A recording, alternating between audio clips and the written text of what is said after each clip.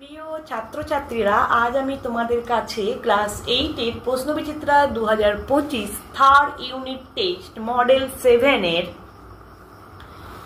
বিষয় ভূগোলে কোশ্চেনগুলো আলোচনা করে দেব। একের দাগের যে মানচিত্রগুলো আছে অবশ্যই তোমরা কিন্তু এগুলো বাড়িতে একটু প্র্যাকটিস করে নেবে। আমি আর এগুলো আলাদা করে প্র্যাকটিস করাচ্ছি না, কোশ্চেনগুলো শুধু আলোচনা করে দিচ্ছি। দুয়ের দাগের একে আছে সঠিক উত্তরটি নির্বাচন করো। একে আছে গুরুমণ্ডল ও কেন্দ্রমণ্ডলের মধ্যে অবস্থিত বিষুক্তি রেখাটি হলো মোহ, গুটেনবার্গ, রেপিত্তি না কনরাড। উত্তর হবে গুটেনবার্গ। দুয়ের দাগে গ্রানাইট রূপান্তরিত হয়ে যে শিলা সৃষ্টি করে তা হলো কোয়ার্টজাইট, মার্বেল, নিস না স্লেট। উত্তর হবে নিস। তিনের দাগে যে মেঘে আকাশ ঢেকে গেলে তাকে বাম্পি ক্লাউড বলে তা হলো A cirrus, B cumulus, C stratocumulus, D status. উত্তর হবে সি স্ট্র্যাটোকিউমুলাস। চারের দাগের ক্যারিবিয়ান সাগরে সৃষ্ট ঘূর্ণবাদকে বলা হয় A hurricane, B cyclone, C typhoon, D tornado. উত্তর হবে এ হ্যারিকেন। পাঁচের দাগের সেলভা অরণ্য সৃষ্টি হয়েছে যে জলবায়ুতে তা হলো এ নিরক্ষীয়, বি মৌসুমী, সি ভূমধ্যসাগরীয়, ডি তুন্দ্রা। উত্তর হবে এ নিরক্ষীয়। ছয়ের দাগে দক্ষিণ গোলার্ধে ভূমধ্যসাগরীয় জলবায়ু পরিলক্ষিত হয় এ ক্যালিফোর্নিয়ায়, বি ব্রাজিলে, সি কেপটাউনে, ডি গ্রিসে। উত্তর হবে এ ক্যালিফোর্নিয়ায়। সাতের দাগের বিশ্ব পরিবেশ দিবস উদযাপিত হয় এ 5ই সেপ্টেম্বর, বি 5ই জুন, সি 1 জুন, ডি 5ই জুলাই। উত্তর হবে বি 5ই জুন। আটের দাগের অস্ট্রেলিয়ার যে শহরে আর্থ হাওয়ার শুরু হয়েছিল তা হলো A Perth, B Sydney, C Adelaide, D Canberra. উত্তর হবে বি সিডনি। নয়ের দাগে রূপস শহর বলে প্রসিদ্ধ শহরটি হলো A Duluth, B Broken Hill, C Mildura, D Wentworth. উত্তর হবে বি ব্রোকেন হিল। 10এর দাগের মেলানোসিয়ায় অন্তর্গত একটি দ্বীপ হলো A Solomon, B Marshall, C Guam, D Tahiti. উত্তর হবে এ সলোমন।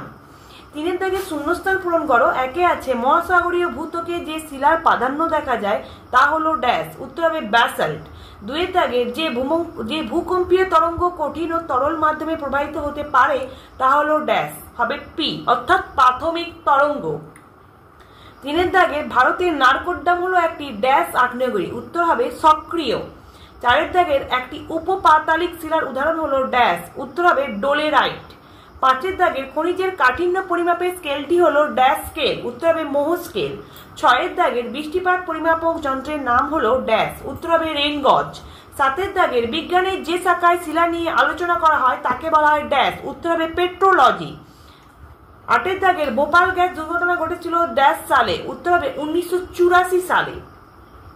4এর দাগে দেখো নিচের বাক্যগুলিতে শুদ্ধ অশুদ্ধ নির্বাচন করো। একে আছে ভূ অভ্যন্তরে অ্যাস্টেনোস্ফিয়ারের পরিচলন স্রোত দেখা যায়, এটা হবে শুদ্ধ। 2এর দাগের পার্কার হলেন মহিষঞ্চরণ মতবাদের প্রবক্তা, এটা হবে অশুদ্ধ। 3এর দাগের ভারতীয় হিমালয় পার্বত্য অঞ্চল অত্যন্ত ভূমিকম্প প্রবণ, এটা হবে শুদ্ধ। 4এর দাগের নিরপেক্ষ পাতসীমানায় ভঙ্গিল পর্বতের উৎপত্তি হয়, এটা হবে অশুদ্ধ। 5এর দাগের বেড়ে পাথরের প্রবেশতা তুলনামূলকভাবে বেশি, এটা হবে শুদ্ধ। 6এর দাগের চিনুক হলো একটি শীতল স্থানীয় বায়ু, এটা হবে অশুদ্ধ। 7এর দাগের ক্যাটাবেটিক বায়ু ঊর্ধ্বমুখী হয়ে থাকে, এটা হবে অশুদ্ধ। 8এর দাগের কিউমুলোনিম্বাস মেঘ থেকে বজ্র বিদ্যুৎ সহ বৃষ্টিপাত হয়, এটা হবে শুদ্ধ। 5এর দাগের একে দেখো নিচের সম্পূর্ণ প্রশ্নগুলির বাক্যে উত্তর দিতে বলেছে। একে আছে চিপকো আন্দোলনের সঙ্গে যুক্ত একজন বিখ্যাত ব্যক্তির নাম লেখো। উত্তর হবে সুন্দরলাল বহুগুণা। 2এর দাগের কোন জলবায়ু অঞ্চলে পিকমিরা বসবাস করেন? উত্তর হবে নিরক্ষীয় জলবায়ু অঞ্চলে। 3এর দাগের পৃথিবীর বৃহত্তম প্রবাল প্রাচীর কোনটি? উত্তর হবে গ্রেট ব্যারিয়ার রিফ। 4এর দাগের একটি পরিবেশ বান্ধব শক্তির উৎস লেখো। উত্তর হবে সূর্য। 6এর দাগে দেখো টিকা লেখো আছে। প্রথমে আছে শিলামণ্ডল, যেটা আমি তোমাদেরকে দেখিয়ে দেব। টেক্সট রাইমার্টিনের সহায়িকায় পেজ নাম্বার 10-এ দেখতেই পাচ্ছ তোমরা, পেজ নাম্বার 10-এ এই যে শিলামণ্ডলের সংজ্ঞা, বৈশিষ্ট্যের সংজ্ঞা, শ্রেণীবিভাগ, এপাশে বৈশিষ্ট্য লিখলেই হবে, ঠিক আছে। তারপরে দেখো একসাথে অথবা দিয়ে আবার একটা আছে, সেটা হচ্ছে অ্যাস্ট্রোস্ফিয়ার। অ্যাস্ট্রোস্ফিয়ার দেখো টেক্সট বইয়ে 5 নম্বর পেজে যে অ্যাস্ট্রোস্ফিয়ার, এখান থেকে এতটা পর্যন্ত লিখলেই হবে, ঠিক আছে। তারপরে দেখো 2 দাগের আছে সুনামি, সেটা তোমাদের 2 দাগের আছে, যেটা আমি তোমাদেরকে দেখিয়ে দেব। পেজ নাম্বার রায় মার্টিনের সহায়িকাতে পেজ নাম্বার 66-তে এই যে সুনামি দেখতেই পাচ্ছ, সুনামি অর্থ, সংজ্ঞা, এপাশে উৎপত্তি, বৈশিষ্ট্য, উদাহরণ, ঠিক আছে, ওগুলো কিন্তু অবশ্যই লিখতে হবে। তারপরে দেখো তার সঙ্গে একই সঙ্গে আছে আবার অথবা দিয়ে আছে রিক্টার স্কেল, যেটা রায় মার্টিনের সহায়িকাতে পেজ নম্বর 65, যে রিক্টার স্কেল সংজ্ঞা, আবিষ্কারক, উদ্দেশ্য, বৈশিষ্ট্য, আর এপাশে উদাহরণ আছে, অবশ্যই কিন্তু ছবিটা আঁকতে হবে। তারপরে 3-এ আছে দেখো তাপ রূপান্তর, যেটা আমি তোমাদেরকে দেখিয়ে দেব। রায় মার্টিনের সহায়িকাতে পেজ নাম্বার 76, যে তাপ রূপান্তর, এটাই যে আঞ্চলিক রূপান্তর, স্থানীয় রূপান্তর, ঠিক আছে, এপাশে গতিশীল রূপান্তর, এই 3টে রূপান্তর লিখলেই হবে, ঠিক আছে। তার সঙ্গে দেখো ওর সঙ্গে হচ্ছে আছে অথবা দিয়ে আছে যে শিলাচক্র, যেটা আমি তোমাদেরকে দেখিয়ে দেব। ওটা তোমাদের শিলাচক্রটা টেক্সট বইয়ের পেজ নাম্বার 24-এ এই যে শিলাচক্র দেখতেই পাচ্ছ, অবশ্যই এখান থেকে লিখতে হবে, সঙ্গেই ছবিটা দিতে হবে, নিচেও আছে দেখো, এমনকি পরের পৃষ্ঠাতেও আছে, দেখতেই পাচ্ছ, এতটা পর্যন্ত লিখতে হবে, সঙ্গে কিন্তু অবশ্যই তোমাদেরকে ছবিটা কিন্তু অবশ্যই আঁকতে হবে। তারপরে দেখো 4-এ আছে সম্পৃক্ত বায়ু। রায় মার্টিনের সহায়িকাতে পেজ নাম্বার 151-তে সম্পৃক্ত বায়ু কাকে বলে, বিশেষত বৈশিষ্ট্য, সম্পৃক্ত বায়ু কাকে বলার বৈশিষ্ট্য দেখো অনেকগুলোই আছে, ঠিক আছে, এগুলোই লিখলেই হবে, ঠিক আছে। অথবা দিয়ে দেখো আছে সমবর্ষণ রেখা, সমবর্ষণ রেখা দেখো পেজ নাম্বার 162-তে এই সমবর্ষণ রেখা দেখো এখান থেকে এপাশে এতটা পর্যন্ত অবশ্যই কাকে বলে আছে, সঙ্গে যে বৈশিষ্ট্য আছে অবশ্যই তোমরা কিন্তু মুখস্থ করে নেবে। সাথে থেকে দেখো বলেছি নিম্নলিখিত প্রশ্নগুলি বৈশিষ্ট্যগুলি ব্যাখ্যামূলক উত্তর দাও। 1-এ আছে সমুদ্রবায়ুর বৈশিষ্ট্য আলোচনা করো, এই যে পেজ নাম্বার 113-তে রায় মার্টিনের সহায়িকাতে এই যে সমুদ্রবায়ু দেখো উৎপত্তি, গতি, এটা লিখলেই হবে, এই পাশে এতটা পর্যন্ত লিখতে হবে, ঠিক আছে। তারপরে দেখো আছে 2-এর দাগে আছে এস্কিমোদের জীবনযাত্রার সাম্প্রতিক পরিবর্তন উল্লেখ করো, যেটা আমি তোমাদেরকে দেখিয়ে দেব।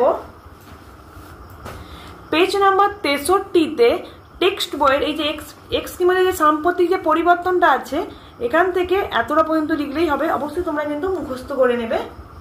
তারপরে দেখো আছে 3-এর দাগে পরিবেশের অবনমন নিয়ন্ত্রণ চিপকোয়ান্ডলের সাপেক্ষে মানুষের ভূমিকা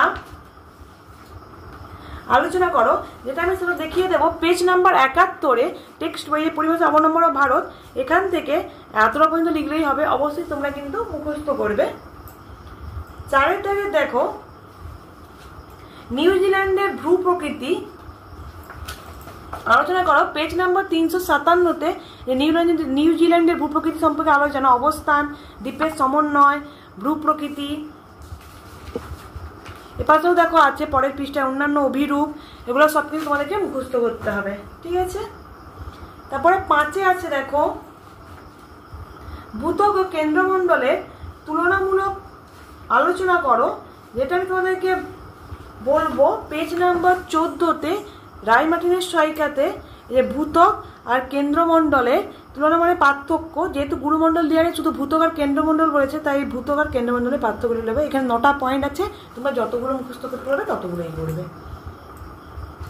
6-এর দাগে দেখো আছে মারে ডার্লিং নদীর গতিপথ আলোচনা করো, যেটা আমি তোমাদেরকে দেখিয়ে দেব। রায় মার্টিনের সহায়িকাতে পেজ নাম্বার 382 পেজে এই যে মারে ডার্লিং এখানে নদ নদী বর্ণনা যেটা দেওয়া আছে, যে নদ নদী দেখতেই পাচ্ছ, এখান থেকে অবশ্যই এই যে বৈশিষ্ট্য এগুলো সবই লিখতে হবে, যে উপনদী এপাশে এতটা পর্যন্ত তোমাদেরকে কিন্তু এখান থেকে এতটা পর্যন্ত লিখতে হবে, ঠিক আছে। তারপরে দেখো 8 দাগে নিম্নলিখিত প্রশ্নগুলি উত্তর দাও। একে আছে মারে ডাল্টিং নদী অববাহিকার অর্থনৈতিক উন্নতির কারণগুলি লেখো। এই যে পেজ নাম্বার 384-তে রায় মার্টিনেজ সহায়িকাতে এই যে মারে ডাল্টিং অববাহিকার অর্থনৈতিক উন্নতির কারণ, ঠিক আছে, দেখতেই পাচ্ছ এখানে 1 2 3 4 করে 5 6, ঠিক আছে, 7, মোট 7টা পয়েন্ট আছে। তোমরা যতগুলো পারবে অবশ্যই কিন্তু মুখস্থ করবে। তারপর 2 দাগে আছে দেখো নিরক্ষীয় জলবায়ুর জীববৈচিত্র্য আলোচনা করো। এই যে পেজ নাম্বার 178-এ রায় মার্টিনেজ সহায়িকাতে যে নিরক্ষীয় জলবায়ুর জীববৈচিত্র্য সম্পর্কে আলোকপাত করো। এই নিরক্ষীয় অঞ্চলের জৈব বৈচিত্র্য, শ্রেণী বিভাগ, ঠিক আছে, এপাশে দেখো বন্যপ্রাণী সম্প্রদায়, এতটা পর্যন্ত লিখলেই কিন্তু হবে, ঠিক আছে। তারপরে দেখো পরিবেশ অবনমনের নিয়ন্ত্রণের উপায়গুলি আলোচনা করো, যেটা আমি তোমাদেরকে দেখিয়ে দেব। পেজ নাম্বার 217-তে রায় মার্টিনেজ সহায়িকাতে যে পরিবেশ অবনমনের নিয়ন্ত্রণের উপায়, এখানে 1 2 করে মোট 10টা পয়েন্ট আছে। তোমরা যতগুলো পারবে অবশ্যই মুখস্থ করে নেবে। 4 দাগে দেখো অস্ট্রেলিয়ার ভূ প্রাকৃতিক বিভাগগুলি উল্লেখ করো, যে কোনো একটি বিভাগ আলোচনা করো। এই দেখো এখানে আছে দেখো পেজ নাম্বার 356-তে রায় মার্টিনেজ সহায়িকায় অস্ট্রেলিয়ার ভূপ্রাকৃতিক বৈচিত্র্যের সংক্ষিপ্ত বর্ণনা বলছে। এখানে দেখতেই পাচ্ছ 4টা ভাগ করে দেওয়া আছে। পূর্ব দিকের উচ্চভূমি, এর পরের পৃষ্ঠায় দেখতে পাবে পশ্চিমের মালভূমি, মধ্যভাগের সমভূমি, এমনকি যে উপকূলীয় সমভূমি, 4টা ভাগ আছে। তার মধ্যে যেহেতু একটা ভাগের আলোচনা করতে বলছে, তাই তোমাদের যেটা সুবিধা হবে 4টা ভাগের মধ্যে যে কোনো একটা ভাগ তাহলে তোমরা মুখস্থ করবে, ঠিক আছে। তারপরে দেখো আছে 5 দাগে মৌসুমী জলবায়ু ও ভূমধ্যসাগরীয় জলবায়ু বৈশিষ্ট্যগত পার্থক্য লেখো। পেজ নাম্বার 194-এ রায় মার্টিনেজ সহায়িকাতে এই যে মৌসুমী জলবায়ু ও ভূমধ্যসাগরীয় জলবায়ু দেখো পার্থক্য, যেহেতু 4টে জলবায়ুর পার্থক্য দেওয়া আছে, যেহেতু দুটো বলেছে পার্থক্য বইয়েতে, তাই আমরা দুটোই আগে পড়বো, মৌসুমী জলবায়ু, ভূমধ্যসাগরীয় জলবায়ু, ঠিক আছে। এই যে বৈশিষ্ট্যগত অবস্থান লিখবে এরকম। এইদিকেও আছে দেখো অনেকগুলোই আছে, প্রায় 9টার মতো। তোমরা যতগুলো পারবে অবশ্যই কিন্তু মুখস্থ করবে।